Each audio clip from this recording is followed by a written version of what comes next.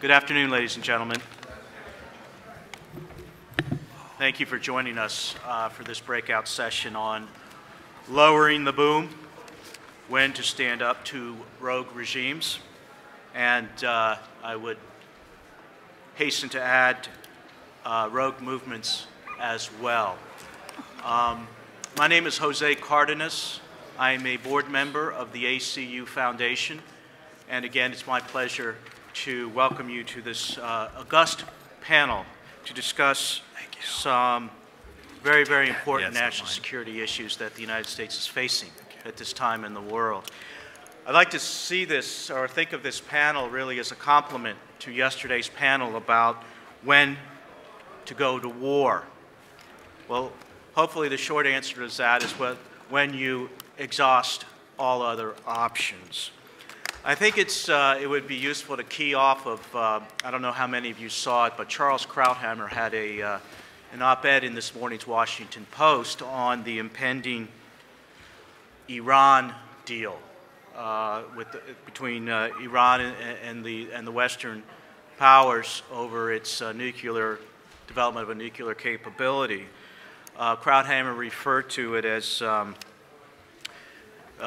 we are on the cusp of an epic capitulation to Iran, and I think that pretty much captures the sentiment of many here today.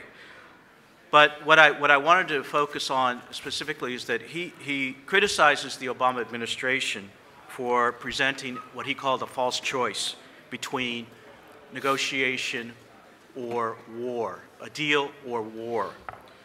In other words, that we lack any other capacities or any other tools in the toolkit to deal with rogue regimes, rogue movements. So it is in that context that we have our panel today to talk about what exists between war and appeasement of regimes. What is the range of foreign policy options for the United States to deal with this critical problem? I mean, think of it, ladies and gentlemen, it's 25 years, a quarter century since the Berlin Wall fell, and yet policymakers, the U.S. continues to be challenged by these rogue regimes that seek nothing, whether motivated by ideology or religion, to disturb the peace, to upset the international order. Now, in order to use the best use of our time, I've asked each of the speakers to begin really by a quick 5-minute opening presentation so that we can get to questions and answers as quickly as possible. Speaking first will be Andrew McCarthy, who is a former assistant U.S. attorney for the Southern District of New York. Andrew led the 1995 terrorism prosecution against Sheikh Omar Abdel Rahman and 11 others. The defendants were convicted of the 1993 World Trade Center bombing and of planning a series of attacks against New York City landmarks. He also contributed to the prosecutions of terrorists who bombed U.S. embassies in Kenya and Tanzania. He resigned from the Justice Department in 2003, and today he is a contributing editor of National Review and a senior fellow at the National Review Institute. Dr. Peter Brookes is a senior fellow for National Security Affairs at the Heritage Foundation. He previously served in the administration of George W. Bush as Deputy Assistant Secretary of Defense for Asian and Pacific Affairs, and prior to that was a professional staff member with the House International Relations Committee. Peter's also served with CIA in the State Department at the United Nations. He is the author, he's a decorated Navy veteran, and author of the book, A Devil's Triangle, Terrorism, Weapons of Mass Destruction, and Rogue States. Dr. Sebastian Gorka is an expert on counterinsurgency, counterterrorism, and grand strategy, and the holder of the Major General Matthew C. Horner Distinguished Chair of Military Theory at the Marine Corps University. He is also Breitbart's National Security Editor and instructor for SOCOM, U.S. Army Special Operations Command in Fort Bragg, and the FBI Counterterrorism Division. Gary Johnson served as the 29th governor of New Mexico from 1995 to 2003 as a Republican, and was the Libertarian Party nominee for president in 2012. In November 2014, Governor Johnson announced that he would run again for the Libertarian Party presidential nomination next year as well. Governor Johnson is known for having a philosophy of limited government, pro-civil liberties, and libertarian views, including fiscal conservatism and non-interventionism, especially as in opposition to large military and foreign wars. And with that, as introduction to our speakers, we will begin with Andrew. Well, thank you very much, and thank you for having me. Thank you. Thank you, Seb, for showing me how to operate the machinery. I'm going to put aside the great speech I had because I think the remarks that Charles Krauthammer made and the subject matter that he made them about really bring into sharp focus exactly what the problem has been, not only with our national security approach, but to the whole idea of what a rogue regime is. Because it seems to me that the problem, to say that the Iranian negotiations have gone awry and that we've missed the range of options between war and appeasement, I don't think addresses the half of it. The problem with Iran has always been that it's the leading sponsor of terrorism in the world. And yet, the negotiations over Iran's nukes have been totally and utterly disaggregated from its sponsorship of terrorism. So if you look at what they've been talking about, you hear endless stuff about how many centrifuges are we going to let them have, and what are they going to do with their spent fuel, and what should the involvement of the Russians be? Not a word about the fact that the Iranian regime has killed Americans with regularity for the last 30 years, whether it was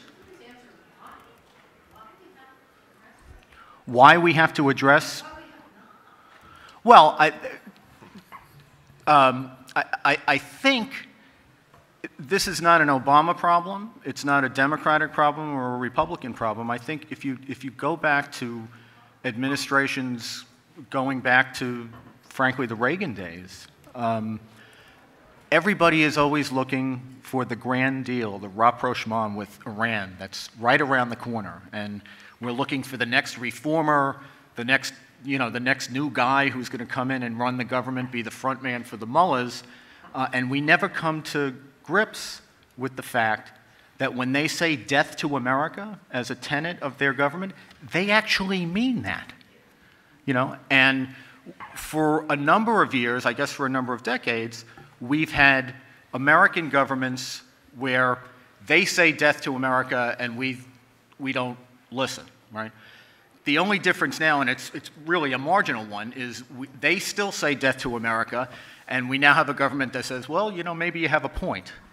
At least it seems that way to me, because if we're going to allow this regime, which has changed not a whit, to have the worst destructive weapons on the planet, and we're going to engage them in a negotiation about it that doesn't even address the reason that we're having the negotiation in the first place. How many people are kept up at night, show of hands, by the fact that Israel has nuclear weapons, or France, or even Pakistan? Well, I'm going to put my hand up a little bit. But why do we care about whether they have nuclear weapons? Because they use them either in furtherance themselves of their jihadist ideology, or they will give them to rogue jihadists who will do the dirty work for them. That's the reason we worry about it, because they've made a business for 30 years of killing Americans and exporting their revolutionary jihadist ideology. And yet, artificially, it seems, that isn't even a part of the negotiations. I would suggest that we have a lot, when we're addressing rogue nations and our national security strategy, we have an obsession about stuff and assets, and do we have enough, and how do we technically do this, and what are our capabilities to do that? The one thing that we don't seem to be terribly interested in is intelligence and ideology, which seems to be driving the whole train, if you ask me. So, you know, people say we don't have a strategy. Actually, I think with respect to rogue nations, and I'm talking specifically now about what I'm going to focus on, which is the threat of Islamic supremacism, we've had a perfect strategy, or a close to perfect strategy, for 14 years. The strategy that President Bush announced in the days after the 9/11 attacks still is the only sensible strategy to address this challenge that we have. Number one, you hunt down, capture, and kill terrorist organizations, jihadist organizations, wherever on earth they operate without geographical limitation. And number two, all the nations of the earth have a choice. You're either with the terrorists or you're with us. And if you're with the terrorists, that doesn't mean that we have to invade every country that aids and abets the terrorists. We'd be invading an awful lot of countries if that were the case. But it does mean that we have to regard you as a hostile power, as an enemy of the United States, the same way that we regard the terrorists. And we should be using every instrument of government, not just the military, but our intelligence, our treasury assets, our law enforcement, everything that we bring to the table to squeeze those regimes until they either change their ways or they're overthrown. Now, where the Bush strategy went off the tracks is it was allowed to evolve into democracy promotion and to this idea that we can't defend our national security unless we agree to come into your crummy country for a decade or three and stay there until we turn Kandahar into Kansas, which is never going to happen. And what we won't grapple with is that we're dealing with an ideology of Sharia supremacism, which, if we would study it and understand it, would give us a metric for dividing our friends from our enemies. And then we could navigate the world in a lot more sensible way. So I think if you grappled with ideology, you could go back to the Bush doctrine and you'd have a good strategy. But let's not forget, the reason we had to have a Bush doctrine is because of the Clinton doctrine, where we went through 8 years where our enemies were going after us with detonating bombs and weaponizing jumbo jets, and we were responding with subpoenas and indictments.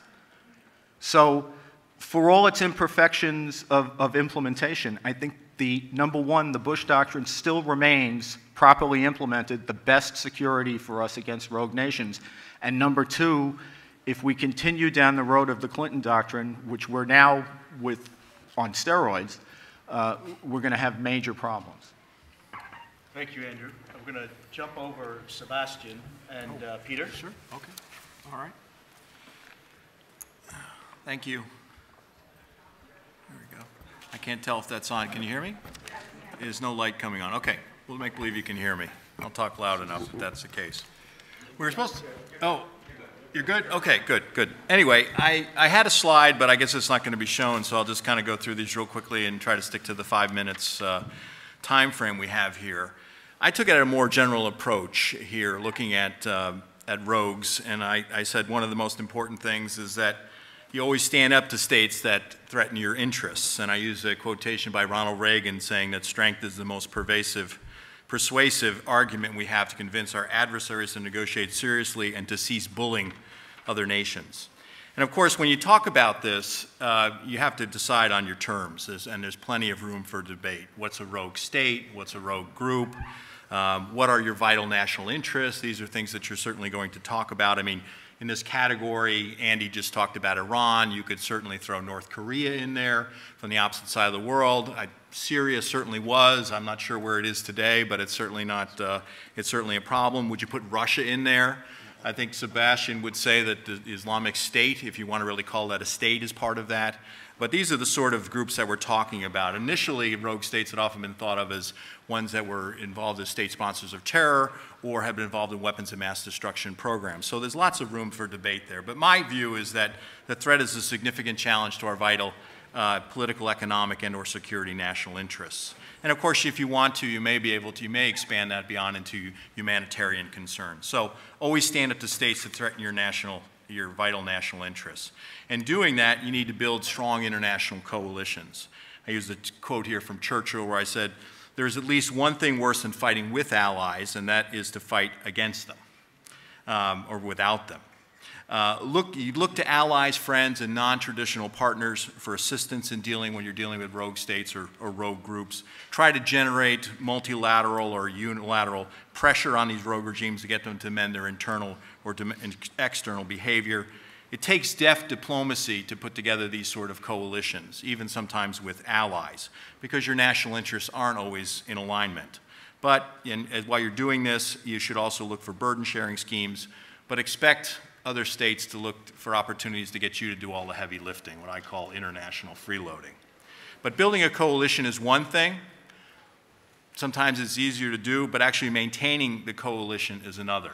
Keeping them together, moving in the right direction to deal with the reason you put them together in the first place. In some ways, it's kind of like herding cats. Another important thing is to maintain military preeminence. And I used a quote of Theodore Roosevelt where I said, diplomacy is utterly useless where there is no force behind it.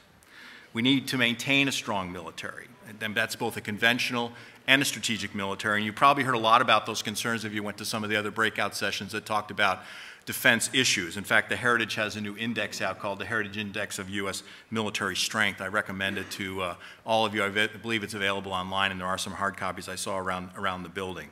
And there are concerns about where we are in terms of that. We need to develop cutting-edge technologies, maintain a strong defense industrial base, and troop strength and readiness. We need to maintain a forward presence. That means bases, places, as well as deployments. And I think another important thing is we need to develop and deploy unique capabilities like missile defense, something we're not hearing a lot of people talk about, but a lot of our threat from rogue states actually comes from ballistic missiles. And also, I think beyond that, you need to employ all possible instruments of national power. Outside of military action, there's instruments like presidential leadership, which I think we are all, I imagine most of us are in agreement, is in a serious lack these days.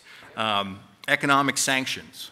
Although I imagine many of us are free traders, economic sanctions are a tool that can have influence over states that are operating outside of international norms and values. Public diplomacy and other soft power. Andy talked about intelligence, critically important that you have a strong intelligence base. Intelligence is our first line of defense. It's important for understanding capabilities and intent.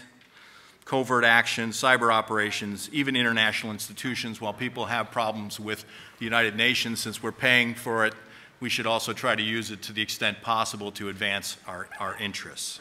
The point here is to resist and roll back rogues' agendas that oppose U.S. interests.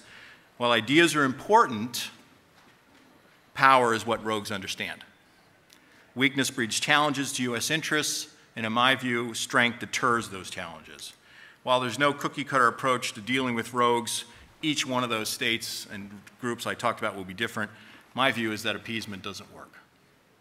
In my opinion, military power, economic vitality, and bold leadership are key to protecting and advancing American interests. Thank you very much. Thank you, Peter. Sebastian?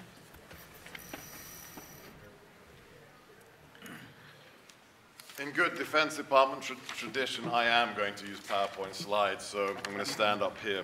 Thank you, Jose. Thank you, CPAC, and especially thank you, Katie McFarland, for inviting me to be on this panel today. I'm going to talk to you about not a nation state that is rogue, but a theocratic proto-empire that is very, very rogue, and that is the Islamic State as run by Abu Bakr al-Baghdadi out of Iraq and Syria today.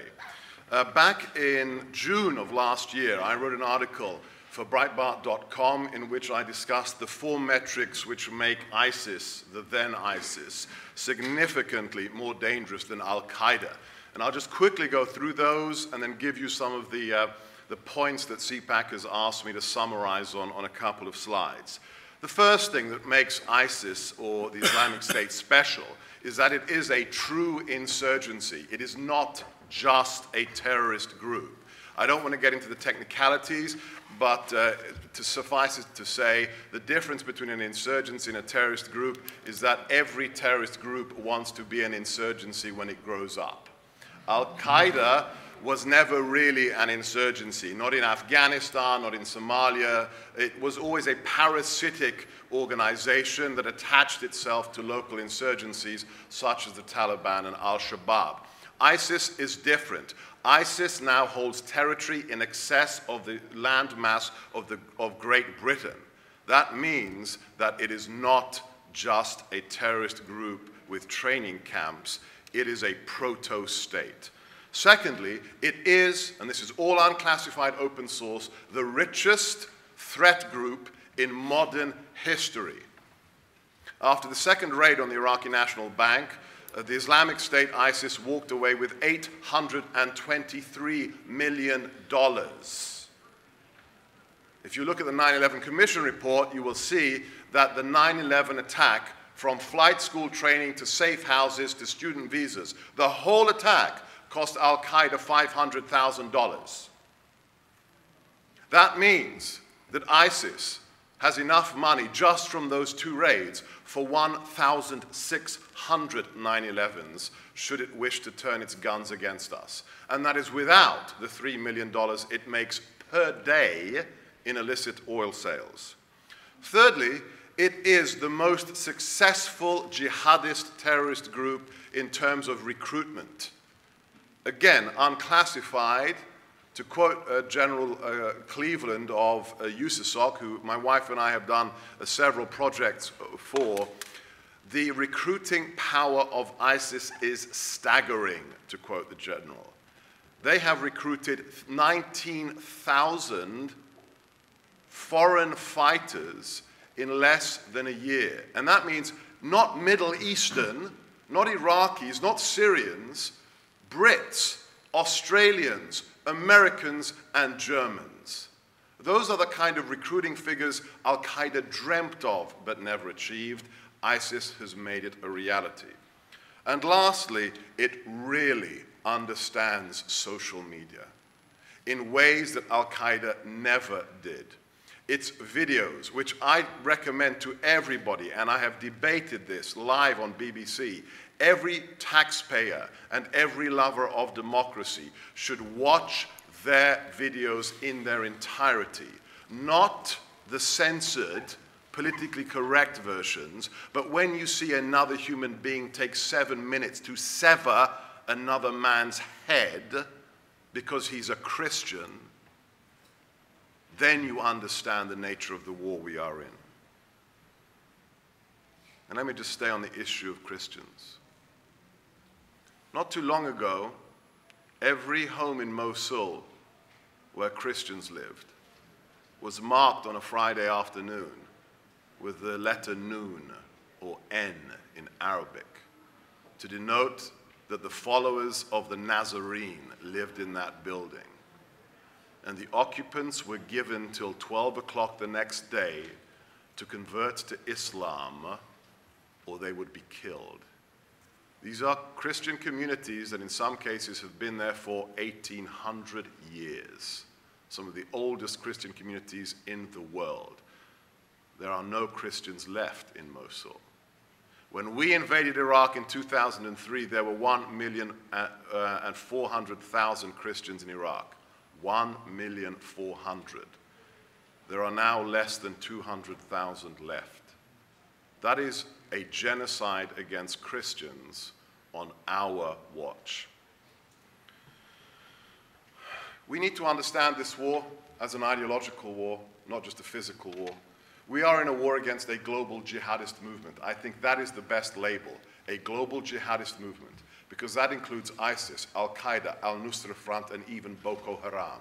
The commonality between all of these organizations is they believe in caliphate, and ISIS has established a caliphate for the first time since 1924. So, my takeaways. The global jihadist movement is a generational threat.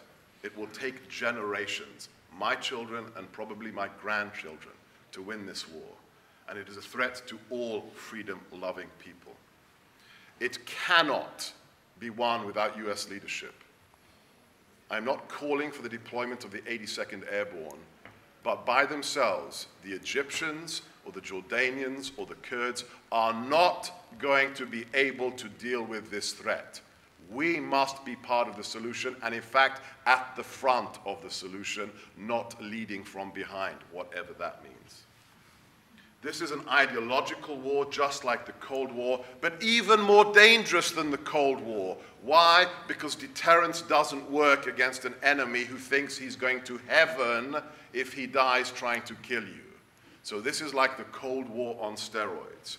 And lastly, just for us to appreciate the enormity of the situation, we have the testimony from the new director of the FBI that now in America there are ongoing ISIS investigations in 49 states, all except Sarah Palin's Alaska, interestingly. As a result, this is not about the Middle East. So what can you do? I've been asked to tell you what you can do. Educate yourself on the ideas that motivate our enemy. It is appalling that 14 years into this war, this nation still does not adequately understand why Christians, Yazidis, and even Muslims who are not Muslim enough are being killed in the Middle East. Second, educate your family and your friends that this is a war, that this is about protecting America and her values and the Constitution. Be clear to everyone you meet that isolation and non-intervention will not stop a 9/11 ISIS attack. Isolation and non-intervention did not work in 1941 against the fascists and Tojo's Japan. It did not work in 2001 against Al-Qaeda. Educate yourself. I recommend this work that my wife's organization published, Fighting the Ideological War. If you're interested in the kind of work we do for the military and for the law enforcement, you can have a look at threatknowledge.org. So that's Fighting the Ideological War, that's available online.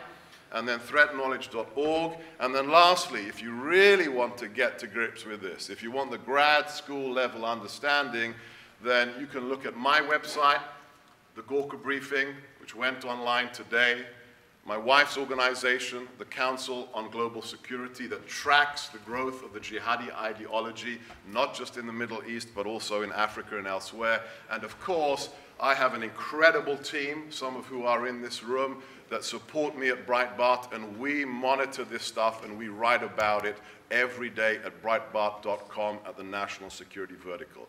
Thank you. Please help me to protect this nation.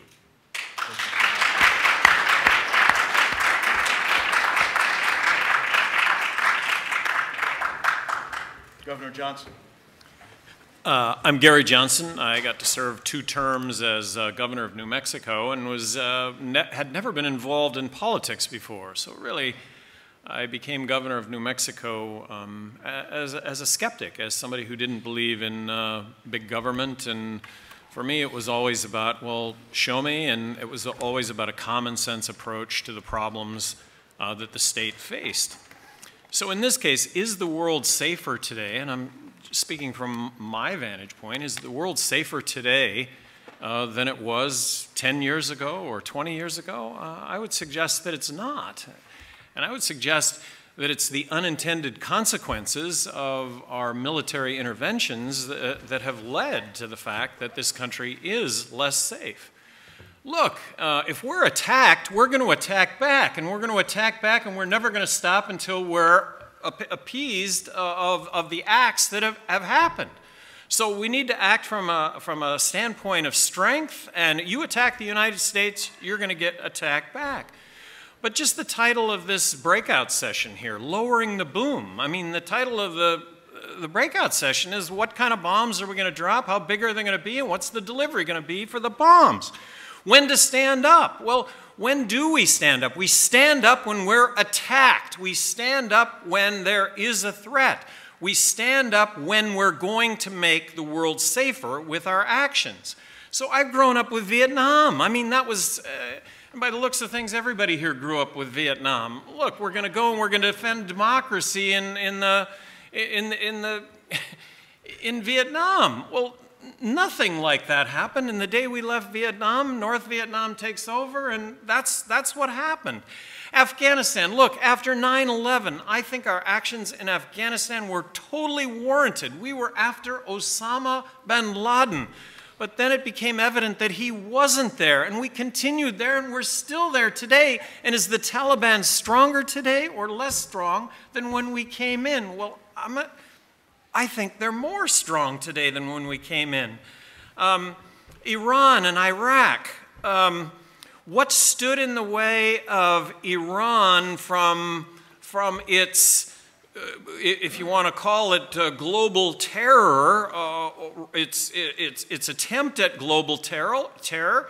Well, it was Iraq. And we took out Iraq. And so we took out that. And the unintended consequence of taking out Saddam and Iraq, among other things, was that Iran is now on the radar screen. Saddam Hussein, you know, as horrible. I mean, how many deaths was he attributed with? Direct assassinations, deaths, 125,000? Well, that's been dwarfed since we've become involved in Iraq by the number of casualties.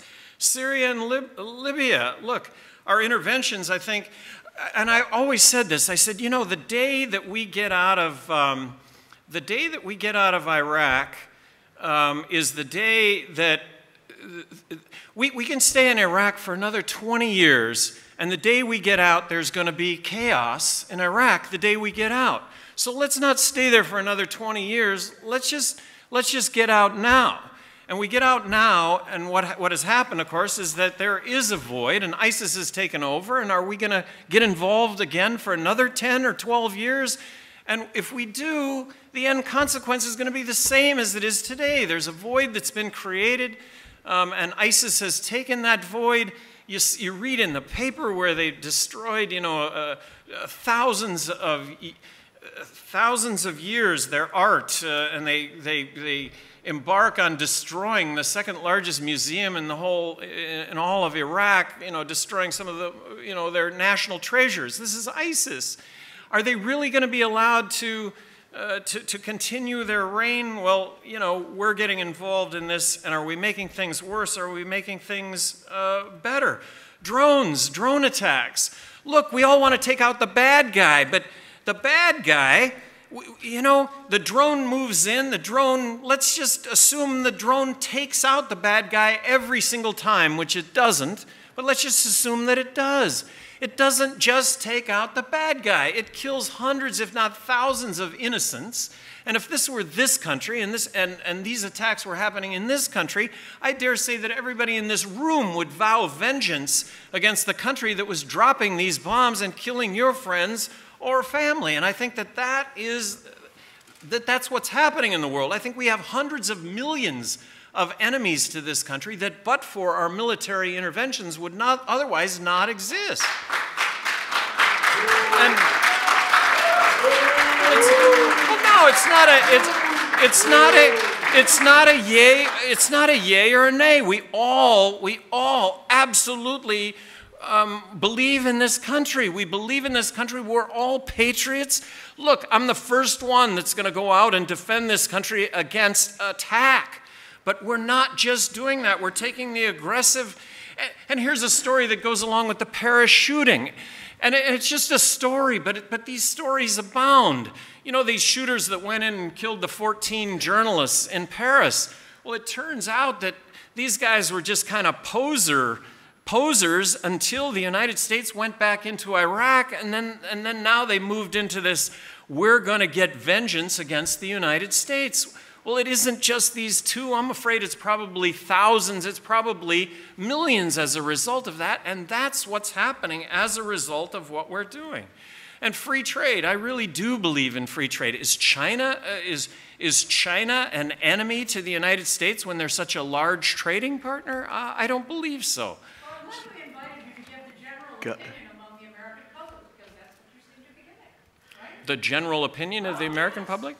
Because nobody else except a few people in this room and at this table are concerned about this. They don't see it as an issue, or if it is an issue, it's just we Americans are causing it.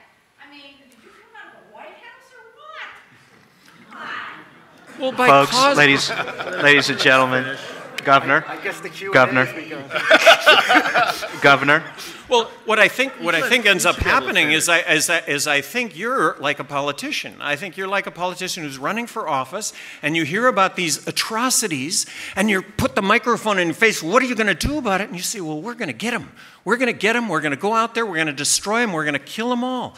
And it's a visceral reaction. That's an honest visceral reaction. I get my Jewish friends to even recognize that Jews are being targeted in Paris or anywhere else in Europe. As a Jewish victim, I'm a Jew myself, and I had my uncle die on 9/11 actually, and I live next to Building 7.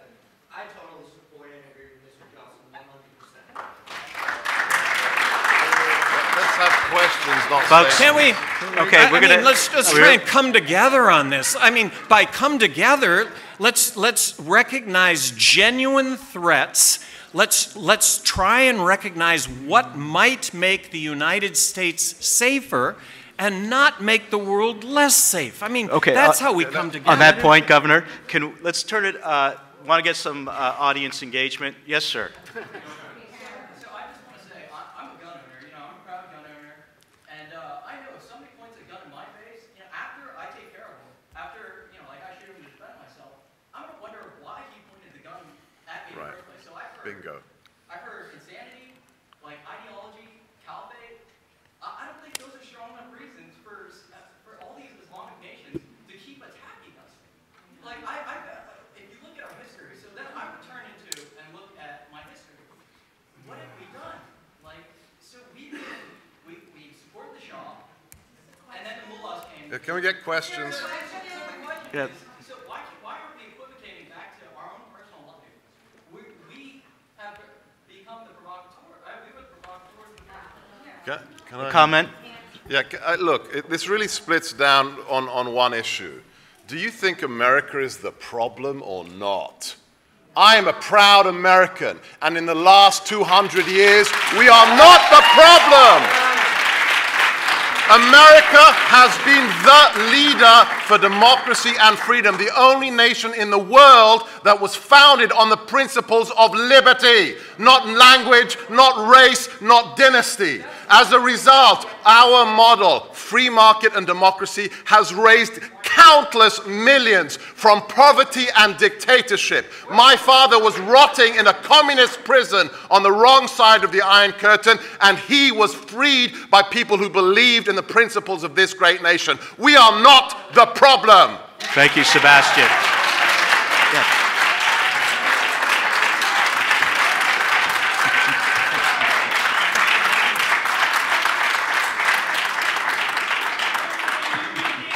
Gentlemen in the blue shirt. My question is for Dr. Gorka. As you diligently outlined, and as the misguided comments of Governor Johnson clearly illustrate, knowledge of your adversary's intention is critical to defeating the threat posed by the United States by violent jihadists. And to that aim, I wondered what the panel thought of the role that universities played in jihadist strategic information and influence operations within and against the United States, and the impact that .io campaign has had on U.S. national will to face and respond to this threat. I mean, the very dialogue you have in this room is indicative of the very crucial nature that soft power plays in increasingly defining the outcome of proximate extrastate and interstate security concerns. Andrew, do you want to take a shot at that? Well, I don't Or know. did you ask? Look, I think as our exchanges thus far have shown, I do agree with Seb that it does break down to whether you think America's the good guy or the bad guy. So anything that systematically instructs people that America is the bad guy is bad. That said, we also have to be mindful of what we can do and what we can't do, and the fact that if we're going to take on our enemies in a competent way, we have to have the political support of the whole country, or at least a substantial part of the country, which is why we have to try to come up among ourselves with something that moves that in that direction. And what I would say about that is, again, we have to protect the United States. We know that when jihadists have safe haven, and they now have more safe haven than they've ever had, they attack America and American interest. But what we can't do, and if we recognize what the problem is, which is Sharia, we wouldn't do, is we cannot impose Western democracy, and we cannot delude ourselves into thinking that A or B Islamic countries becoming a Western democracy protects us from terrorism, because it doesn't. Jihadists are exquisite exploiters of the freedoms that are available in Western countries. And there may be very good reasons for promoting democracy, but national security from terrorists is not one of them. So I think that if you take on, if we're going to say we are going to use our military as an instrument of American power when we are threatened, and we are going to go in, we're not going to have recklessly irresponsible rules of engagement, and we're going to win and win convincingly and get out, that's a policy most people can support. If you tell the American people that the price tag of defending the United States is to move into some Islamic hellhole for 20 or 30 years and try to do what can't be done, which is take a Sharia society, which is based on a repressive ideology, and try to turn it into a Western democracy, we are going to sap the political will of the country to do the things that we have to do for our national defense. Thank you. Any other comments, gentlemen? Over here. And please, question, please. Governor, if the 20th century has taught us anything at all, it's that libertarian policies of hiding from threats to the global order do not work. If libertarian policies have been followed in the face of the Nazis or the communists, where would we be today? Right. How many more years are we going to have to sit around and listen to libertarians tell us that the world's going to be fine without us and we don't need to concern ourselves at all? 60 years from now, there will be another college student here asking another libertarian, hey, what about in 2015 when you all said there aren't going to be any problems? Like, how much longer will this go on? Well, My former intern. look, I got 1% of the vote in the 2012 election. So actually the world is not listening to libertarians, and I would just argue that the world is less safe today because of the unintended consequence of our military actions. Can I? Yes. So we are not less safe because of intervention.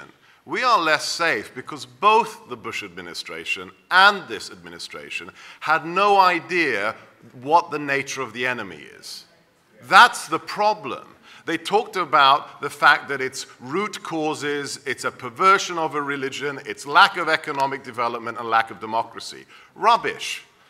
Somebody said on this panel or in the audience that we should only deal with genuine threats.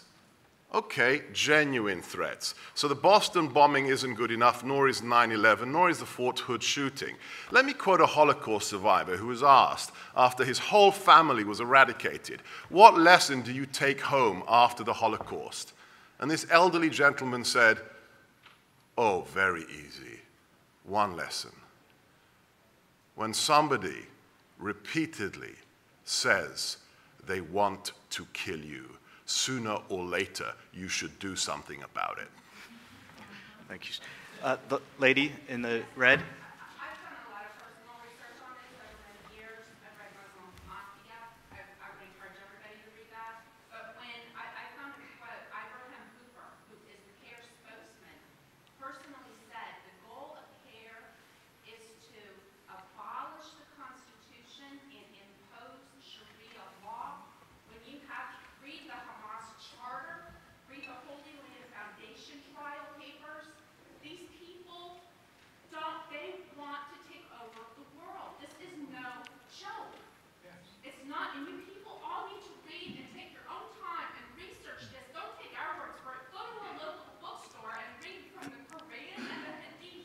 Thank you, ma'am. Thank you. Thank you. This lady had her hand up. A question, ma'am? The question is, why don't you talk about who wrote President? That's in another room. That's the room next door. One last question. We have time for one last question. Gentlemen? My question is for Mr. Gorka, and I agree with you, man. This is a threat that's been a threat to the world for a very long time. Mr. Gorka, what's your vision for the Middle East? How do we solve this problem long term, not just short term? Great. Most important question. Two things. We have to understand two things. And I am not quoting Maria Half here. Don't get me wrong. Okay? Because I agree with the first half of her sentence. We cannot kill our way out of this problem. Okay? But I disagree with the second half. You just need jobs for the jihadis. Okay? That's not the answer. So we cannot kill our way out of this. Don't get me wrong, killing terrorists is a good thing, but you can't do whack-a-mole for 300 years. So you've got to use kinetic force for the really bad guys where you locate them. The second half, which we haven't even begun to do in the last 14 years, is we take on the ideology. We have to demonstrate to the world that this is a completely incompatible ideology with modernity. If you look at Sharia law, if you look at what they're creating, if you look at the videos of a woman getting shot in the head because she didn't have a face veil on in Syria, then we have to teach the world that this is a morally informed ideological war, and we have to take it on. Short answer. We delegitimized communism. We won the Cold War without a shot being fired across Checkpoint Charlie. We have to do the same thing for communism as we for jihad. Think of it this way. Jihad from Bradford in England to Minnesota in the UK is now sexy. We have to make it unsexy. And we have to be honest about the religious drivers of this war. Actually, Sebastian, you did such a good job. We actually have time for one more. Yes, sir. Thank you very much. It's actually in response to Dr. Gorka's last statement and a few others that you had. First of all, to clarify, I don't think Governor Johnson or myself, I'm a big fan, are huge fans of Obama. So anyone that doesn't agree with us, please stop putting us in the camp. I don't think anyone in here is probably a big fan of current regime, or maybe the last one. But the question is this. Doctor, you mentioned earlier about ISIS recruitment. You said they've really done a bang-up job in recruitment. I would like you to maybe answer this question. Since we started attacking them in June, how have they done recruitment-wise? Would you say that they've done better recruitment-wise since we started attacking and engaging, or worse? So that's question one. Question two is this. Over the last 14 years of our not-so-successful war on terror, right? And to your guys' point, because we didn't do it fine, but over the last 14 years, would you say that terrorist attacks globally have increased or decreased? The answer actually is it's increased by over fourfold, according to Global Terrorism Index. So I would just say that I guess we do agree that we haven't done it the right way. I Correct. actually agree that with Governor Johnson, that our intervention has been a big part of that problem in the first place. But, one, when we engage in recruitment well renowned, and two, would you say that an increase of fourfold plus of terrorist attacks globally resembles anything close to success? Thank you. I'm going to start by addressing the hidden premise of both your questions. The hidden premise is that it's us. Again, we are the problem. No, it's not us. I can't give you that nobody has the exact figures on the trend lines in increase in recruitment. But I will tell you why I think the recruitment has increased. And it has nothing to do with our airstrikes that really do nothing against the threat. It has to do with the fact, and nobody talks about this in DC, the real name of this organization is not the Islamic State of Iraq and Syria, nor is its real name the Islamic State of Iraq or the Levant. Its real name in Arabic is the Islamic State of Iraq and Al-Sham. And if you read the Quran and the Hadith, you will understand what the Al-Sham means. It is not a geographic descriptor. It is the same as in Jewish and Christian theology as Megiddo. It is the site of the last war before Judgment Day. Al-Sham is an eschatological term of Islam and denotes the territory where the final jihad against the unbelievers will be fought. This man has captured the territory which the religion says will see the final jihad. That is why they are recruiting so successfully. It's not what I'm saying. I'm sorry. We're running out of time. I just want to ask our panelists if you have any parting remarks before we conclude. Yeah, they join because they think they're winning. Right. Peter? Governor, some final comments? Well, just very simply, the notion that I'm not a patriot or anybody is not a patriot for pointing out the fact that, like I say, I think the world is less safe today. You know, come on, we're all in the same country here. I am very concerned that men and service women lose their lives. I'm very concerned that men and service women go over and serve and come back with lost limbs, and the consequence of our military actions on our own people. Without the context of are we to blame, let's just look at the facts. And the facts are, I would suggest the world is less safe. And are we well-intentioned with what we do? Absolutely, we're well-intentioned with what we do. Do we want to make the world safer? Yes, or we wouldn't be doing what we're doing, but it's not working at all. Okay, on that provocative note, thank you very much, ladies and gentlemen, for joining us. Enjoy the rest of the conference.